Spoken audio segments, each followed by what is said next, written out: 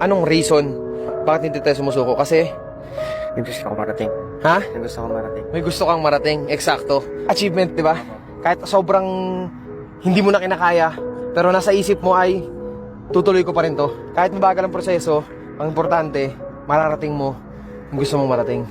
Minsan masarap din talaga lumingon sa pinanggalingan no? Para makita mo kung gaano nakalayo yung narating mo. Minsan akala natin nagtatagumpay na tayo, akala natin tagumpay na yun. Pero ang tawag lang pala doon, false summit. Hindi natin nakikita ng literal yung pinakatuktok ng gusto nating marating sa buhay. Pero kaya siyang makita ng imahinasyon.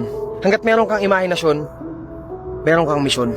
Lagi mong isi-celebrate yung mga achievement mo, maliit man o malaki. Kahit mag-celebrate ka mag-isa, kahit sa isip mo lang, kahit walang handa, sa isip mo lang. Man, thank yourself.